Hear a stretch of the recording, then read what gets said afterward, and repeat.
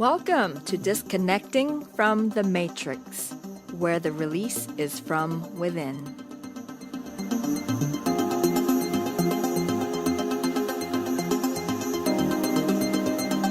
I'm your host, Alice Kim, and today we will talk about what people talk about when there's nothing else to talk about. The weather. Most people, they think nothing of it unless it affects them, and it affects them plenty, whether they know it or not, especially when it comes to the quality of their inner world.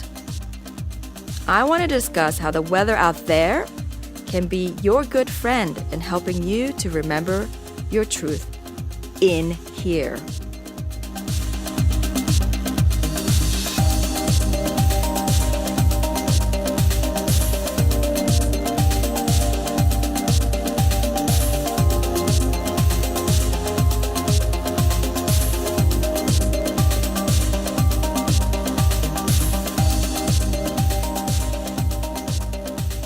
Before we start, I want to let you know that the podcast is now available on YouTube for those of you who like to listen in there. When you're on YouTube, you can search for the podcast name, Disconnecting from the Matrix, or you can visit the website at disconnectmatrix.com. And at the very bottom of every page, there's a social media section. And in there, you'll find an icon for YouTube, which will take you directly to the YouTube channel for the podcast. Or if you prefer to listen to a specific episode on YouTube, you can go back into the website and under each episode post, you'll also find a button there that will take you this time specifically to just that episode that you want to listen to.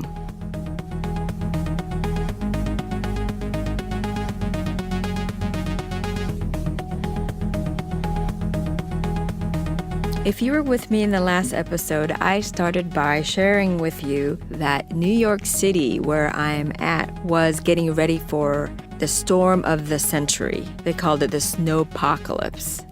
And I later found out that it actually had a name. It was called Winter Storm Juno.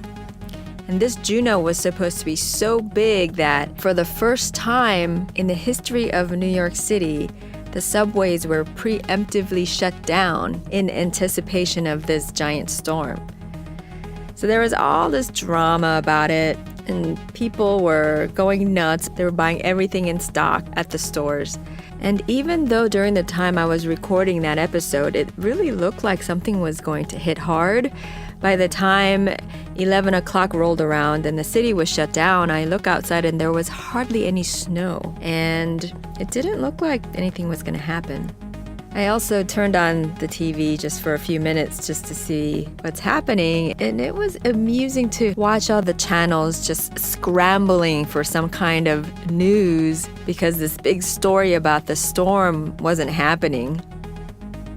I wake up the next morning and look outside, and there's barely any snow collected on the ground, and there is no sign of a snowpocalypse anywhere to be seen.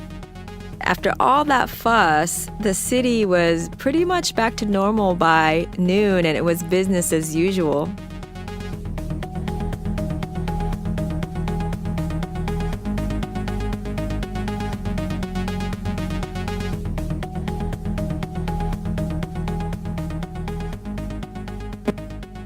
Well, in any time of the year, and especially in the winter, there's a lot of talk about the weather. And understandably so, because it's just something that has a big influence on our daily lives.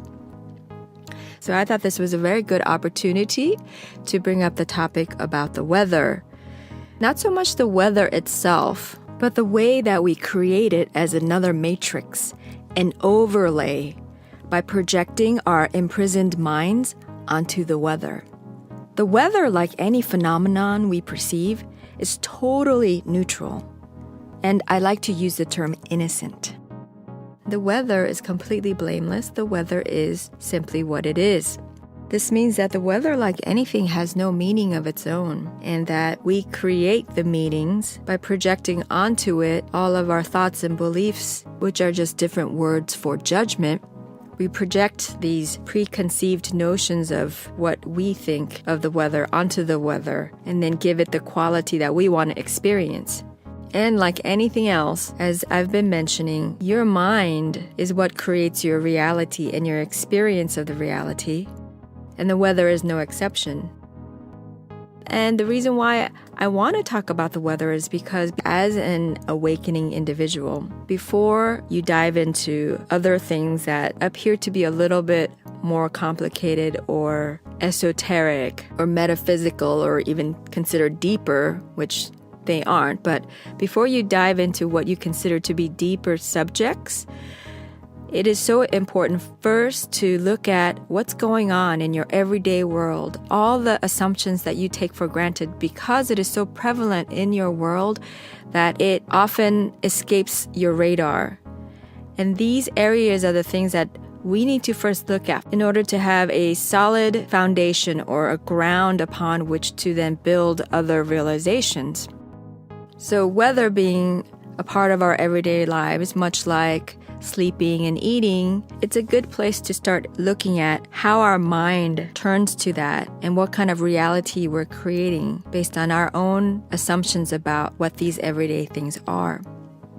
And the weather is interesting because it's also something that people use as an escape to resist silence.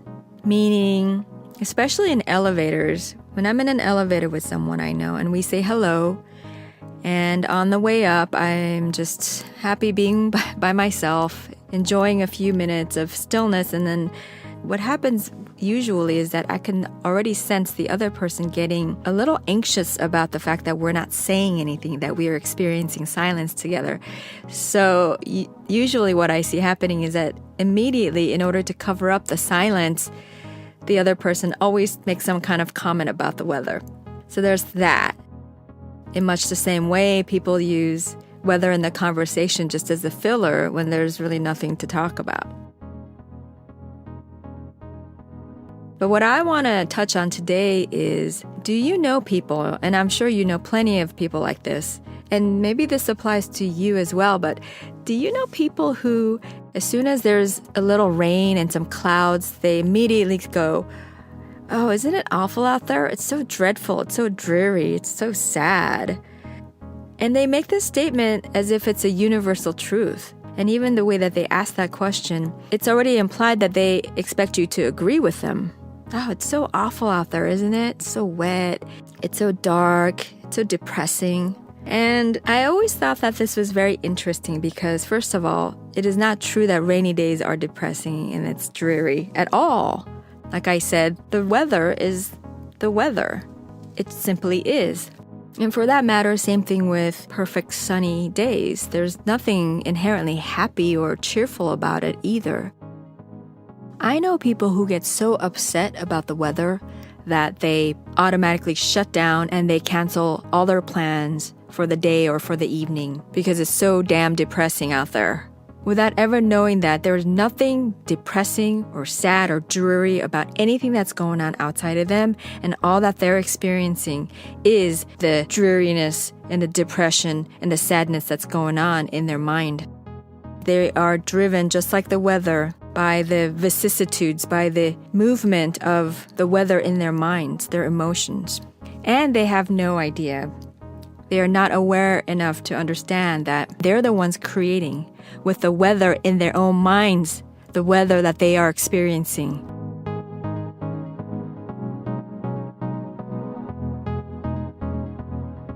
So what they're doing is, the weather is totally innocent and they're projecting all of their crappy feelings onto this thing. And then because it's feeding back to you, it appears as if the weather is happening to you and something about that weather is making you feel a certain way, and that you are, once again, a victim. What is a victim? You're either a victim or you're a creator. And that is the difference between being enslaved and being free. If you believe something happens to you and you're affected by that, then that is being a victim, and therefore that is not being free. And even though, for the most part anyway, there's not much you can do about the weather itself, that doesn't mean that you're a victim to weather, because there's always a way to react to it, like you do when you automatically decide, without even thinking about it, that there's an automatic knee-jerk reaction that says, oh, this weather is bad or this weather is good. And then there is what's called a response, which is very different from reaction. And response comes from a source of freedom, where then you get to choose based on the information you have at hand. And I wanted to talk about this because I'm talking about, as I've mentioned in the first episode, that this show is about ultimately becoming free. And in order to become free, you have to start by becoming aware.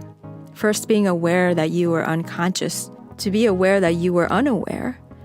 And that is a huge step already, because most people are walking around like sleepwalkers, totally unaware of being unaware. And so for someone to come to a point where they are even aware that they were unaware, to be conscious of the fact that they were unconscious, that is a giant step toward freedom. And it is something that should not be taken lightly. It's a big deal to start to become aware. And most people are so unaware that they look at things like the weather and go, oh, it's so dreary. And then that's it. That's the end of the story. They decided that the story was that bad weather is bad, good weather is good. And then whenever this weather, this outside event happens to them, they have already decided that it's going to make them feel good or feel bad, depending on the day. They already decided that they have no choice in the matter. They have no freedom, no say in it, and that they are very much like the weather, going to be affected here and there in an unpredictable way, depending on what the weather turns out to be on any given moment. And I'm not saying that you're not allowed to have preferences. It's perfectly fine if you are aware enough to know that the weather itself cannot affect you, because whatever you're affected by, however you feel, is all internal. And if you have come to the realization that you can only feel a certain way because that's how you have decided to feel, and that there's no external stimulus making you feel a certain way, if you've come to that realization, then you're good. But there is a difference between having a preference and just thinking that something is good or bad, that you have no choice in the matter, that you can't even prefer if you're going to feel good or bad because this thing, the weather, is influencing you to feel a certain way. And you may think that this is kind of trivial, but it truly isn't, because the weather, they're an everyday part of our lives. And if you cannot wake up to what's really going on in these things that we take for granted, then it's going to be much harder for you to see what else is going on outside of your daily life experiences. And the daily life experiences matter because that's what is always a part of you on a day-to-day level. That's what's closest to your experience. And it is very important to wake up to this so that you can get free at this level. The waking up starts from home, you can say. So people say things like, oh, it's such horrible weather outside, isn't it? Well, no, it's not true. Maybe you think it is, but it is not true. There is nothing about the weather that makes it good or bad, or depressing, or dreary, or dreadful, or anything. So leave the weather alone. It is completely innocent. And what you have to look at is then the weather that's going on in your mind, which are your emotions. And your emotions are very much like the weather. I like to think of the word emotion as emotion. So energy, E, stands for energy in motion, because that's basically what your emotions are. Nothing more than very strong thoughts. And thoughts are charged particles of consciousness. They're charges, they're energetic. Therefore, anytime you have an emotion, it's really just a very strong charge of thoughts, and therefore it is energetic, it's electromagnetic, and much like the weather, they come in and then eventually move out, only to be replaced by another movement of thoughts and emotions.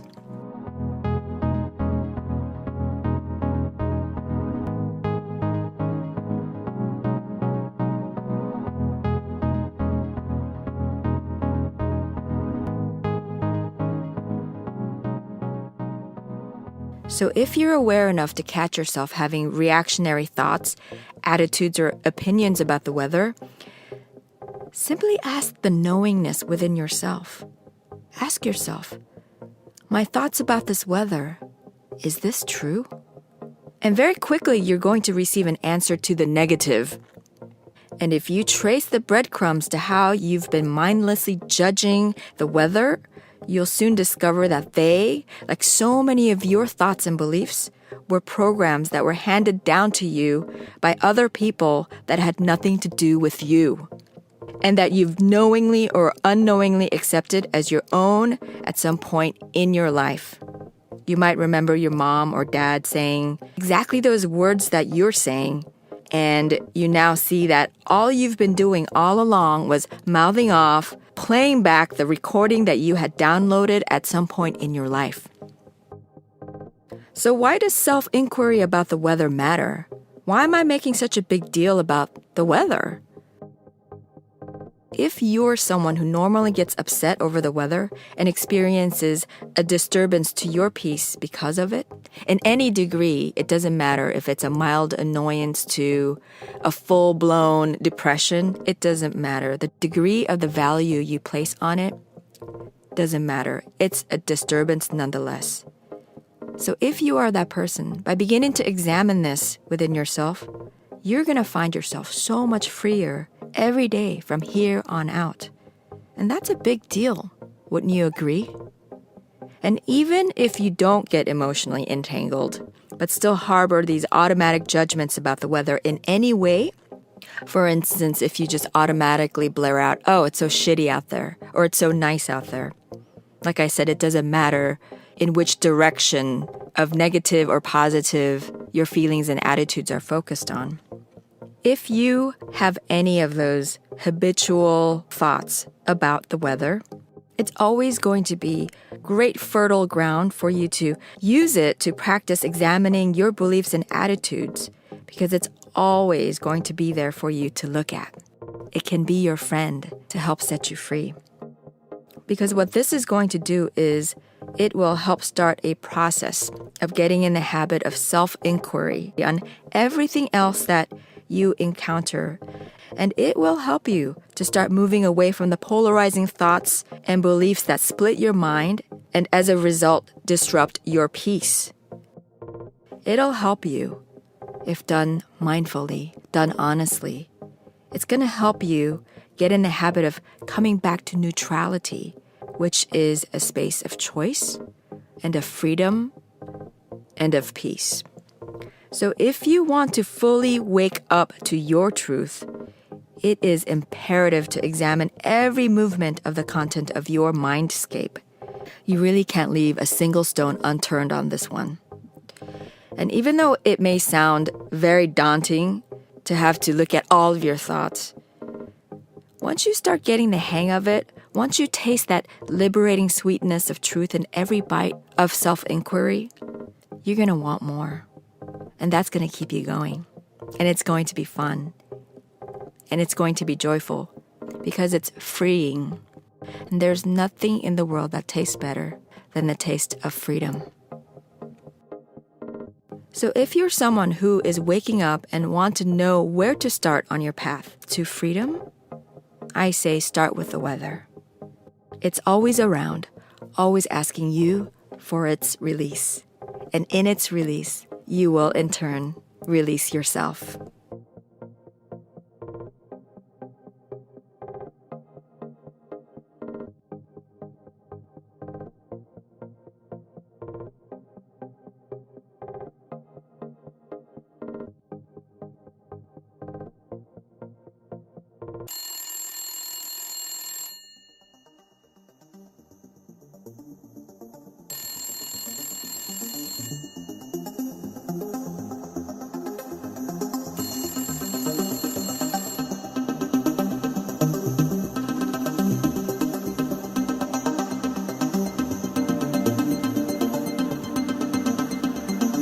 There's my call. Thanks for listening. I'll catch you later. If you've enjoyed the show and know of others who might also enjoy it, please help spread the word by sharing. Please visit disconnectmatrix.com. That's disconnectmatrix.com. There you'll find all the recordings along with show notes for each episode, as well as ways to share with your network. And please leave a comment and start a conversation. In the website, you'll also find links to join me on social media where we can continue the dialogue. And if you'd like to stay in touch, you can subscribe to my email list. My email is alice@disconnectmatrix.com. I welcome your comments, questions, and any suggestions you have to help this show evolve and grow for the benefit of all awakening beings. In fact, I would love to have you heard on the show. If you'd like to state your questions or comments in your own voice for a chance to be included in upcoming episodes, please record your message starting with your name and location on a voice recording app on your device or computer and send the recording to alice@disconnectmatrix.com. Thanks again for joining me. Until next time.